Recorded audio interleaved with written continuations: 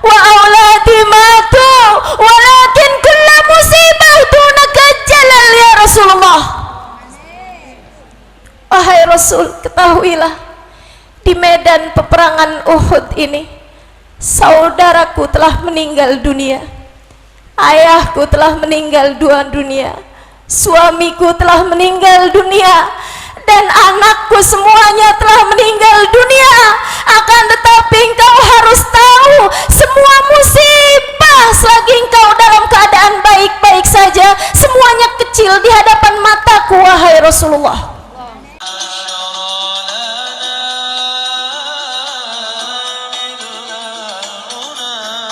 Sekalian, siapa bilang cinta kepada Nabi hanya milik sahabat Nabi yang laki-laki? Cinta kepadanya dimiliki setiap hati hamba Allah yang jernih. Kebeningan hati membuat pemiliknya tahu siapa yang harus dicinta di atas muka bumi ini.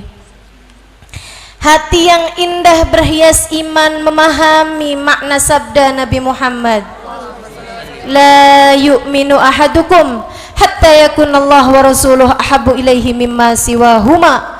Tidaklah sempurna iman seseorang sampai ia lebih mencintai Allah dan Rasulnya daripada selain keduanya. Bahkan jika cinta tersebut berbanding cinta kepada pasangan, bahkan jika cinta tersebut berbanding cinta kepada orang tua, anak ataupun sesiapa, seperti yang terjadi kepada seorang perempuan dari kabilah Bani Najjar ini. Kabar bahwa pasukan Islam terkalahkan di medan perang Uhud benar-benar menggelisahkan hatinya. Tak mampu ditelannya makanan meski perutnya telah meronta karena lapar. Tak sanggup dipejamkannya mata 1 jam pun sejak kabar duka tersebut ia dengar.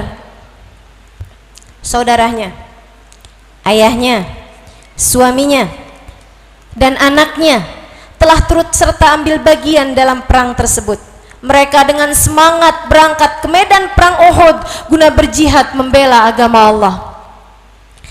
Namun bukan karena keberangkatan mereka semua ia bermuram durja, sebab ia bahkan telah menguatkan hati sejak melepas mereka di pintu rumah pagi tadi.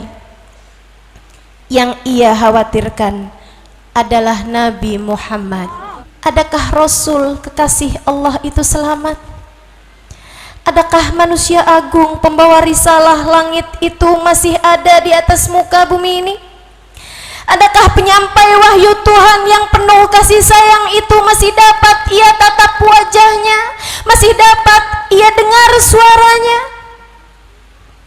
Wanita itu hanya bisa mondar-mandir dengan gelisah hatinya, muram durja jiwanya, mendung dan sendu wajahnya benar-benar tak dapat disembunyikan. Sesekali diusapnya air mata yang begitu murah mengalir dari kedua matanya setiap kali bayangan hal buruk terjadi kepada Nabi Muhammad. Ya Allah, sungguh tak mampu kubayangkan hidup di dunia ini tanpanya. Bisiknya lirih berdoa. Ia masih dalam kegelisahan ketika kegaduhan ia dengar dari luar rumah. Ia pun bergegas keluar rumah, dan benar saja yang ia duga, rombongan pasukan muslimin telah tiba dari Gunung Uhud. Ia berlari mendekati mereka. Tak dihiraukannya kakinya yang tak beralas, tak dihiraukannya keringat yang membasahi tubuhnya, hingga ia pun sampai di jalanan berbaris bersama berpuluh wanita yang menyambut kedatangan pasukan Islam di sepanjang jalanan tersebut. Rombongan pertama tiba. Di antara kalangan wanita yang bertanya tentang anak mereka, suami mereka, saudara mereka, ia hanya bertanya dengan satu tanya saja, "Madza fa'ala Rasulullah?" Apa yang terjadi kepada Rasulullah? Seseorang di antara mereka menoleh kepadanya lantas bertanya, "Bukankah engkau adalah saudarinya Fulan?" Ia segera menjawab, "Betul, akulah dia." Orang tersebut berkata, "Bersabarlah, aku aku melihat saudaramu tewas di medan peperangan Uhud. Ia berkata, Allahumma la tamna'ni min ajr syahid akhi. Ya Allah, jangan halangkan aku dari pahala kesyahidan saudaraku. Walakin kaifa fa'ala Rasulullah. Tapi bagaimanakah keadaan Rasulullah? Orang tersebut telah berpaling dan memberi kabar duka kepada perempuan-perempuan yang lain. Wanita dari Bani Najjar ini masih terus mencari tahu kabar Nabi Muhammad dan menanti kedatangan rombongan berikutnya. Hingga kala mereka tiba setengah berlari, ia menuju ke arah mereka. Ia kemudian kembali bertanya, ya Nas, madza fa'ala Rasulullah? Wahai kalian semua, bagaimanakah keadaannya Rasulullah? Seseorang di antara mereka menoleh dan berkata, bukankah engkau adalah ibu dari Fulan bin Fulan? Ia bilang, betul, akulah dia. Bu, anakmu telah meninggal dunia di medan peperangan syahid, di medan peperangan Uhud, sebagai seorang syahid. Ia pun menjawab, ya Allah, karuniakan aku pahala kesyahidan anakku, jangan halangkan aku darinya. Tapi bagaimanakah keadaan Rasulullah? Pasukan kembali berdatangan. Ia pun kemudian menuju rombongan yang berikutnya. Ia bertanya kepada mereka dengan berlari, wahai sekalian dari kalian, bagaimanakah keadaan Rasulullah? Seseorang di antara mereka menoleh kemudian berkata, Bu, bukankah engkau adalah anaknya Fulan bin Fulan? Aku lihat ayahmu telah meninggal di medan peperangan Uhud. Ia berkata, inna lillahi wa inna ilaihi raji'un. Surga untukmu wahai ayahku. Akan tetapi bagaimanakah keadaan Rasulullah?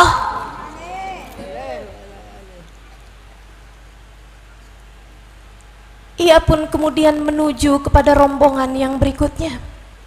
Di tengah-tengah mereka ia berteriak, ya Nas, kaifa halu Rasulillah?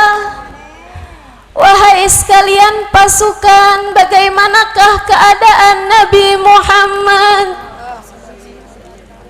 Adakah sesuatu yang buruk terjadi kepada Nabi Muhammad?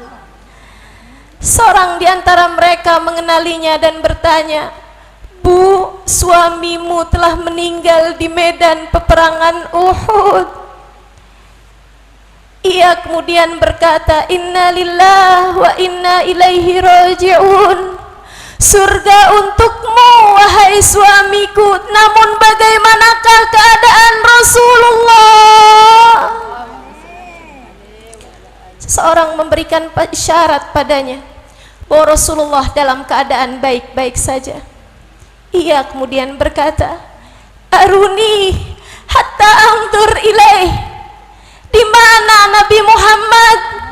Aku ingin segera melihatnya agar tenanglah hatiku. Mereka berkata bahwa Nabi Muhammad masih berada di rombongan yang belakang.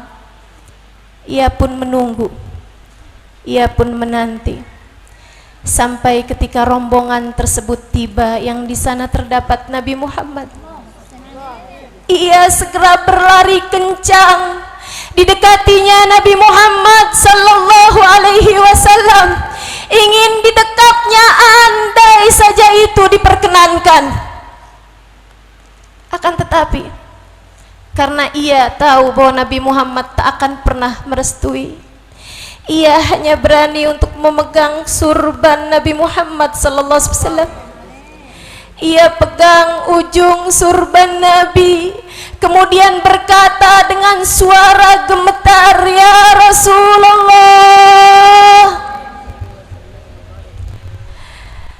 inna akhi mat wa zawji mat wa walidi mat wa auladi matu walakin kulla musibah dunaka jalal ya Rasulullah.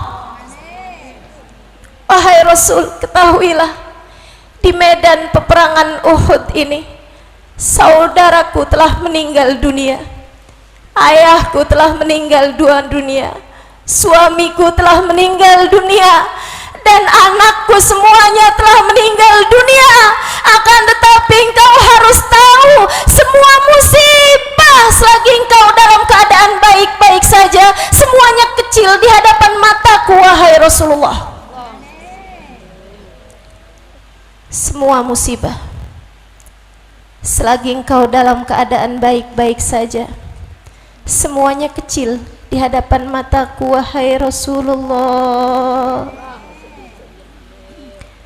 Semua musibah selagi engkau dalam keadaan baik-baik saja, semuanya kecil di hadapan mataku, wahai Rasulullah.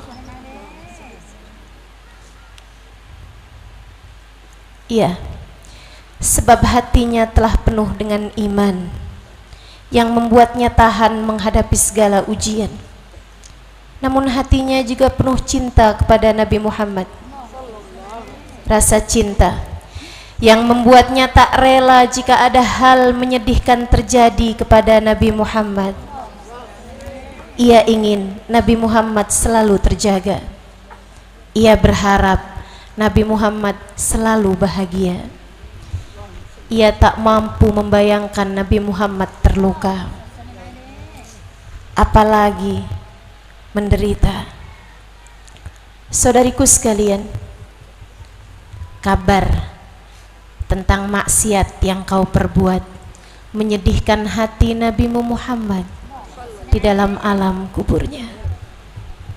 Saudariku sekalian, adakah iman di dalam hatimu dan cinta kepada Nabi Muhammad dalam hatimu telah menghalangkanmu dari berbuat sesuatu yang nista, yang dapat membuat hati Nabi Muhammad bersedih hati di dalam alam kuburnya? Tidakkah engkau mendengar sabdanya yang berkata, hayati khairul lakum wa mamati khairul lakum, hidupku baik bagi kalian dan mati aku pun baik buat kalian. Sahabat bertanya, hidupmu baik untuk kami ya Rasulullah, namun bagaimanakah mati engkau pun baik bagi kami? Uridat alayya amalukum wa ana fi gabri, amal kalian, perbuatan kalian umatku diajukan kepadaku sedangkan aku dalam kuburku. Fa in wajadtu khairan hamidtu rabbi, jika yang aku dapati dari perbuatan kalian baik, aku bersyukur kepada Allah dan berterima kasih padanya memiliki umat sepertimu. Nabi Muhammad menyunggingkan senyumnya dari dalam alam barzahnya untuk setiap kebaikan-kebaikan yang kita lakukan. Namun jika tidak, fa in wajadtu ghaira dzalik istaghfartu lakum rabbi, jika aku dapati kalian berbuat dosa, jika aku dapati kalian mendekat kepada maksiat, jika aku dapati kalian durhaka, sedih hatiku, dan aku berharap agar Allah mengampuni dosa-dosa kalian. Saudariku sekalian, pikirkan, berapa banyak kebahagiaan telah kau haturkan kepada Nabi Muhammad? Berapa banyak senyum mengembang dari alam barzahnya terhadap segala kebaikan yang kau lakukan? Berbuatlah selagi kesempatan masih dibentangkan, hingga kelak di hari akhirat Nabi Muhammad bersiap menunggumu di bawah benderanya.